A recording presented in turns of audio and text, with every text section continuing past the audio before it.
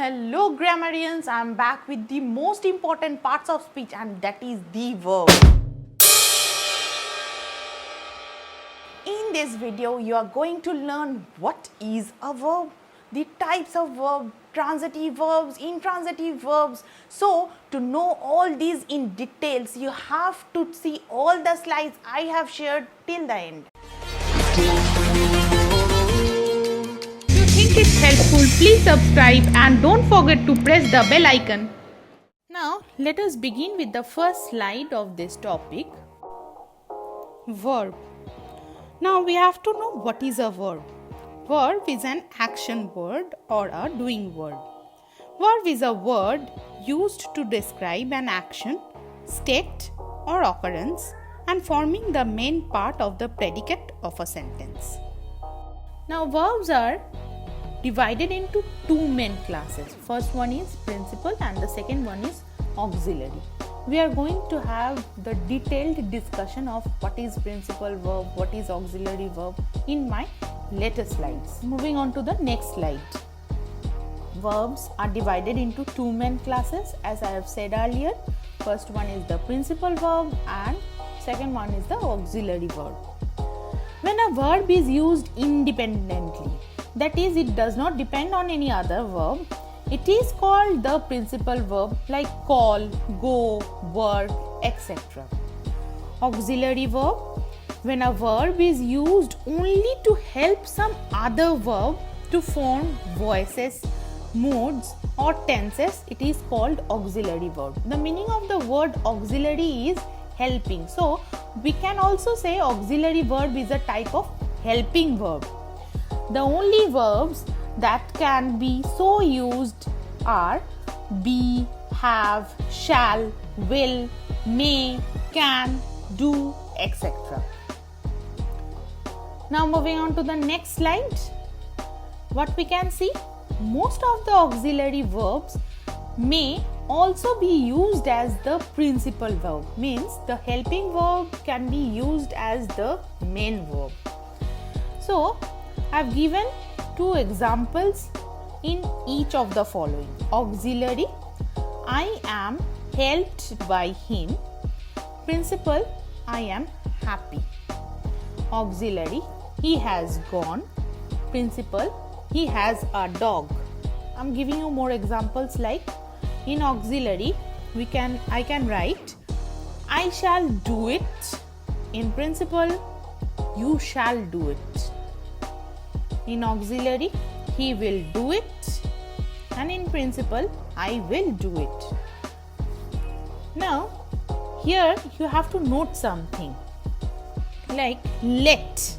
The word let also is an auxiliary supplying the first and third person of an imperative in exhortations, commands.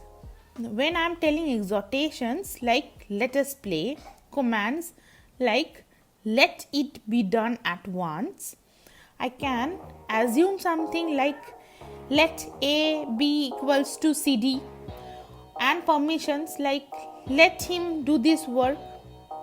So these are the few examples on let. Now I am giving more examples on can, the word can.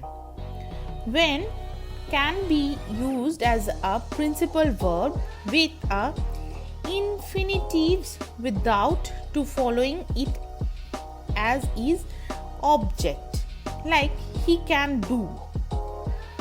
Now moving on to the next slide.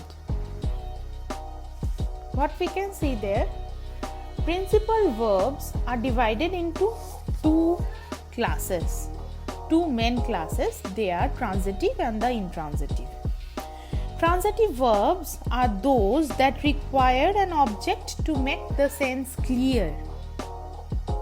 Examples like he did this, I love him, who made it. Now, here also you have to note one point. Some transitive verbs like tell, teach, ask, show, give, send, etc. take two objects, both direct and indirect. I will be giving more examples in my next video. Now, what is an intransitive verb? Intransitive verbs are those that do not require any object to make the sense clear. He sleeps, I run, birds fly. It is not requiring any object to make the sense clear. Means the subject is sufficient enough to give the full explanation and the verb is helping it. Now in the next slide, what we can see? Causative verbs.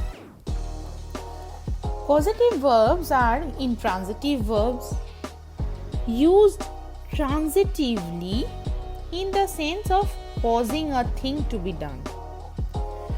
Few intransitive verbs have different forms to express the causative idea, like as, set for seat, fell for fall, etc. Like I've given few examples. In case of intransitive, I can say sit here, the tree falls.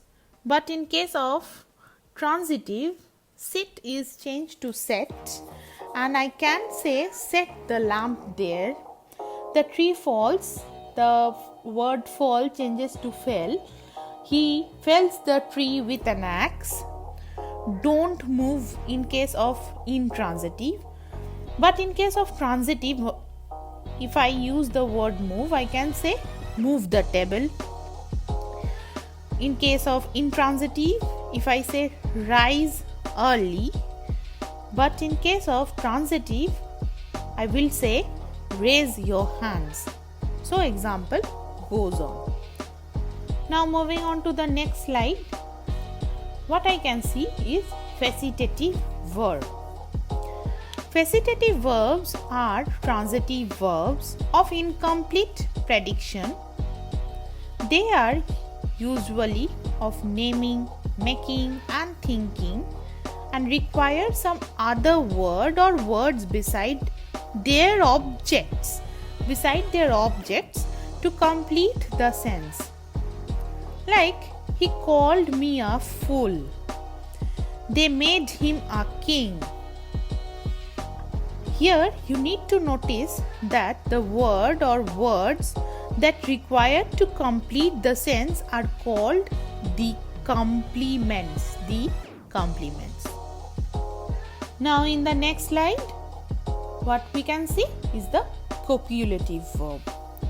Copulative verbs are intransitive verbs of incomplete prediction requiring some word or words besides the predicate verb to complete the sense.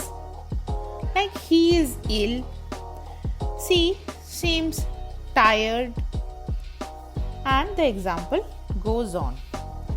If you have any kind of queries, then you may contact in my given mail ID. This is not the end of the chapter. If you want to know more on quasi-passive verbs, subjective complements, objective complements, prepositional or group verbs, how a transitive verb becomes an intransitive verb, there are certain rules. You have to see the next video I will be sharing. You have got the detailed information about the verbs from this video very well. If you are a new visitor to my channel, please press the subscribe button and hit the bell icon right next to it so that you can be notified every time I upload a new video, and give your valuable comments in the comment section below and share it as much as possible with your friends and family members. So that's all. Thank you.